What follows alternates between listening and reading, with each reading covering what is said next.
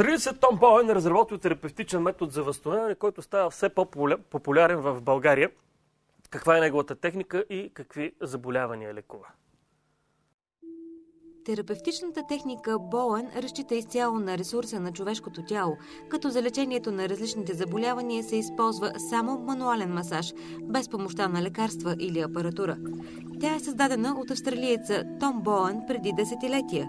От 2-3 години се прилага и от български специалисти, повечето от тях кинезитерапевти. Извършват се много леки движения с палци или с показалци по тялото, чрез които движения активираме определени неврорефлекторни механизми. Натискът е изключително лек и въобще не е болезнен. В своята същност самото движение представлява едно прехвърляне през определени мускули или сухожилия, а не е просто натиск в точка в дълбочина.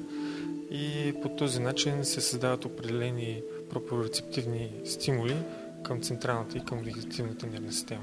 Георги Илчев, който практикува Боуен вече от 2 години, казва, че техниката може да се използва за лечение на всякакъв вид заболявания, тъй като в основата на терапията е балансирането на вегетативната нервна система. Тя е тази, която командва 80% от функциите на нашето тяло.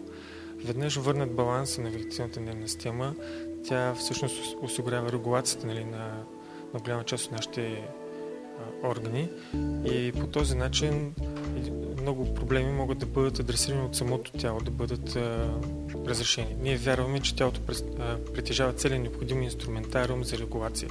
Методиката е ефективна както при травми, така и за рехабилитация след инсулт и при лечение на детска церебрална парализа, твърдят специалистите, практикуващи Боуен.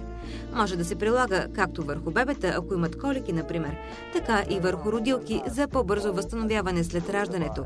Особено ефективна е при остри състояния. Някой пада, изкълчва си глезена или пък се удря рамото или коляното. В една такава ситуация, колкото по-бързо бъдат направени Боуен движенията, толкова по-бърз е реално резултата. За 1 до 2-3 сеанса нещата се регулират. Хубавото при тази методика е, че има едни шокови движения, които се правят обикновено 5 до 10 минути след травмата и веднъж направени един вид, това образно казано, тялото един вид не регистрира самата травма. Шоковите движения, студентите, които се обучават в тази методика, често пъти са споделили изумителни резултати след тяхното прилагане. Особено в случаите, когато има отток или кръвотечение, много бързо приключва кръвотечението, много бързо се прибира оттока.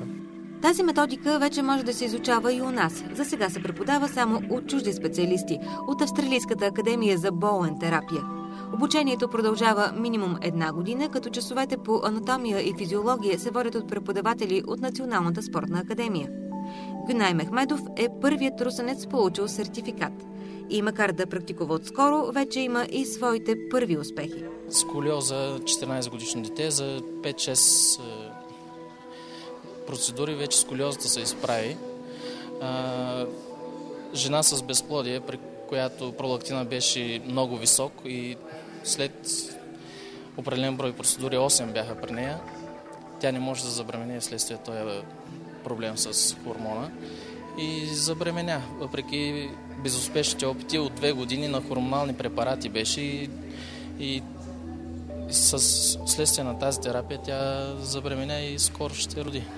Това, което разказват Георги Илчев и Гюнай Мехмедов, звучи толкова хубаво, че чак невероятно. Затова, за достоверност, те публикуват в интернет някои от най-интересните случаи. По техните думи, Боуен терапията се практикува в 38 държави, като Австралия, Нова Зеландия, Германия, а в няколко европейски страни даже се заплаща по здравна каса.